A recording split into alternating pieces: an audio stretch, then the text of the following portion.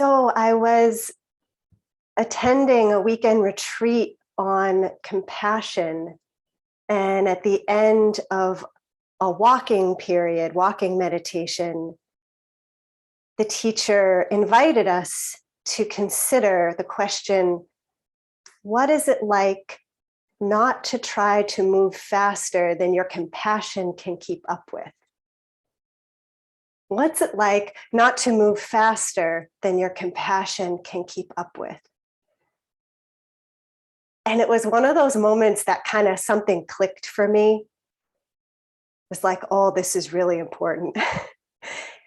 And it felt true with all of the Brahmaviharas. What is it like to not move faster than my metta practice can keep up with? You know, we've been talking about slowing down this week with metta. And I know I tend to move fast. My body, my mind, sometimes my body and mind at once are moving fast. And it was so fascinating. So I had this amazing moment. Teacher asked that, gave that invitation. And I was like, oh yeah, gotta slow down. And literally not 20 seconds later, as I walked out of my meditation room, it just started again. I was moving fast. My mind was like, okay, you gotta, turn the kettle on, get the food going. You gotta ask your partner this. It was right away. And it was just like, wow, how can my practice of metta keep up or be present if I'm not here? I thought about a really good Dharma friend of mine who said that her New Year's resolution is to stop rushing. And when she said that, I had thought, yeah, that's wise. We know that the Buddha taught, and Dawn echoed this in her talk, that the proximate cause for metta to arise is seeing the loveliness of beings, the basic goodness, the worthiness. And it's so hard to do that if we're going really quickly. And I thought about, like, why do I rush so much? What is that? And it felt to me like kind of at the root or a piece of it is this undercurrent of restless not-enoughness. This kind of fundamental feeling that the moment isn't enough and I'm not enough and nothing's right. And the Buddha spoke a lot about contentment. In the Metta Sutta, he describes one who practices metta as contented and easily satisfied. And I just, do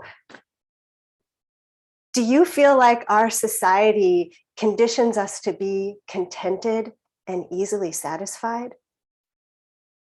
Do you feel conditioned to notice and orient to the loveliness and goodness of yourself and others in this moment? No.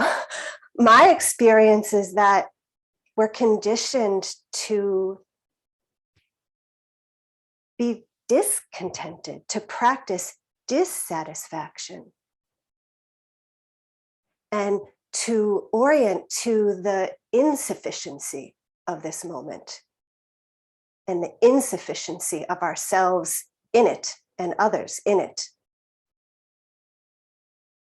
And I realized, right, why would I want to be in the present moment if all I'm going to connect with is that terrible, restless feeling of insufficiency?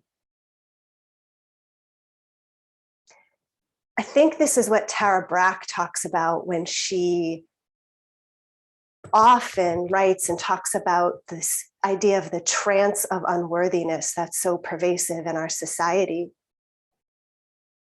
She writes that in meditation, we are deconditioning the habit of turning against ourselves, discovering that in this moment's experience, nothing is missing or wrong. The trance of unworthiness sustained by the movement of blaming, striving, and self-numbing begins to lift when we stop the action. She says, our willingness to stop and look, what I call the sacred art of pausing, is at the center of all spiritual practice. Because we get so lost in our fear-driven busyness, we need to pause frequently. I think of it maybe with metta, not just as pausing is really important, but kind of slow down so we can connect, receive, and resonate. Slow down, connect, receive, and resonate. It's hard to be in this present moment and to slow down enough. And I remember once asking during a meditation retreat, tiny groups, question and answer sessions. And I asked about this. I said, please help me understand what's so important and great about the present moment. My sense was that there was constantly this messaging of like, if you just are in the present moment, everything will be great. And my sense was that's not true. Present moment is not always so great. And the teacher, his name is Yang O, last name O-H. After a really long pause, he said, well, I think the present moment is so important because it's really the only moment that I can practice mindfulness or kindness or love or joy. Well, the past is gone. In the future, we don't know what's going to happen. And that was very simple, but really helped me. And what actually helped me even more was the way that he embodied that teaching as he listened and answered. Kind of similar to what Jay said about her experience watching Thich Nhat Hanh.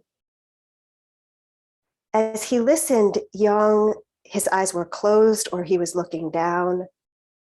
And it was like there was emptiness of all self, just listening. And then when he offered his answer, just offering. And what he communicated in that kind of being here, being present, connecting, was this incredible trust in the enoughness of the moment, in the worthiness of the students to be connected to, how it was enough to listen, more than enough, right? I so often listen with this sort of like, oh yeah, I'm here, right? A lot of self in that, selfing.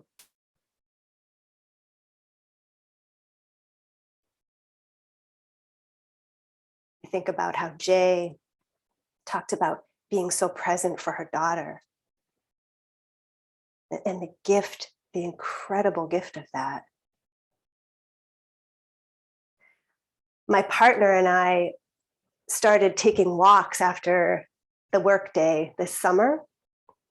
We would walk around our neighborhood, and at first we would walk kind of aimlessly and talk or lapse into silence.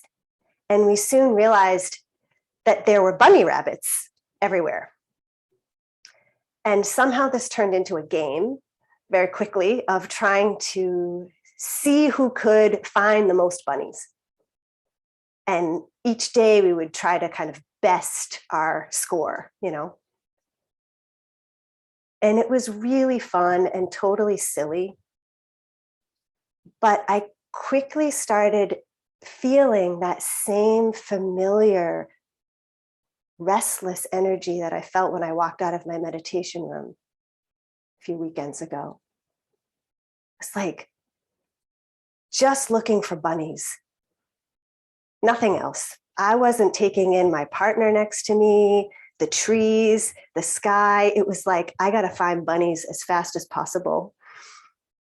And I know it's such a silly example, but I think because it was so benign, I could see the seeds of that kind of undercurrent that we have of always trying to get something out of the moment, and it's not enough, and this agenda-driven, evaluative, fast-pacedness. I could sense that when, I would say, oh, or think a thought more. We only got 13 today, not a great walk. Or I would see a movement and get excited. It's a bunny. And then I'd realize, oh, it's just a squirrel. Just a squirrel. Not worthy of my attention or connection.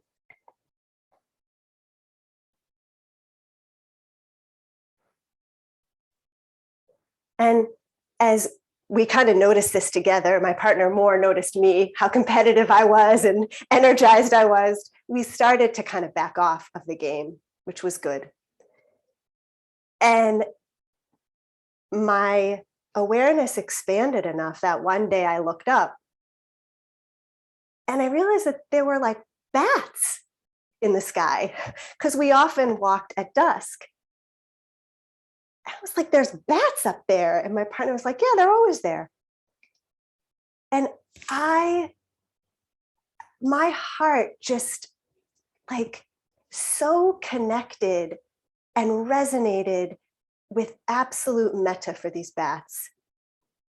I mean, if one landed on my shoulder, I may not feel that way, but it felt like, wow, you're up there and doing your bat thing. And I didn't even know you were there. And I could just feel the resonance of wishing them well, wishing that they get enough to eat and that they be safe and protected from the sprays and poisons that people put on their lawns, wishing them happiness.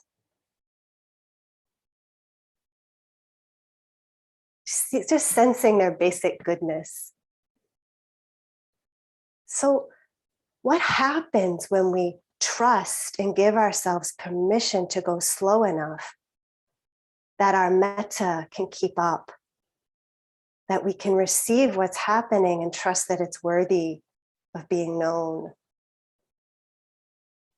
I think about Jay's story yesterday of the nurse who realized that she had closed her heart to another nurse. These habitual kind of assumptions we have about others that block our hearts from metta and connection. And I thought about the meditation teacher, Kitty Saro. He often gives this example of the bell, right? That we might look at this bell and say, well, it's sort of empty. Like, let's make use of all this space, right? Got to get something out of this. So, I'm going to put my assumptions in there and all my expectations and my self thing, and probably should put like my agenda, right? Get some plans in there, get the day going. And, we start filling it up and filling it up. And then when we come into contact with the present moment, here, let me put on original sound so you can hear. We come into contact with the present moment and, right, just like kathunk. And I think about that Rumi quote, right? What gets in the way? What are the obstacles to love? And, as we remove them, embracing them, my planning, my agendas, it's all trying to protect myself, right? It's not bad. So we remove gradually, taking a moment. And as we remove those sense of unworthiness, oh, not enough, then when we connect to the present moment,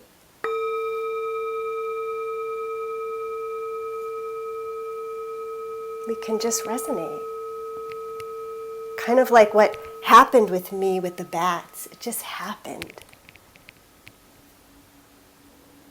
And we start to notice as we practice this what we don't have a relationship with, what doesn't feel like enough.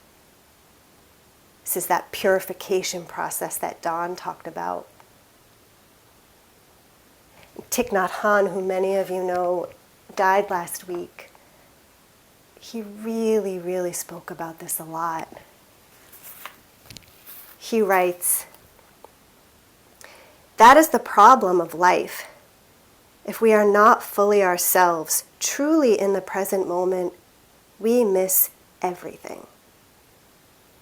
And he shares a poem that a friend of his wrote, a friend of his who died very young. And I'll end with this. This was a poem that his friend wrote upon seeing a flower, a dahlia. "Standing quietly by the fence, you smile your wondrous smile. I am speechless, and my senses are filled by the sounds of your beautiful song, beginningless and endless. I bow deeply to you."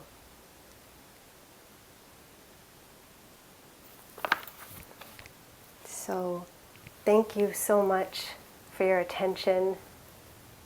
Really grateful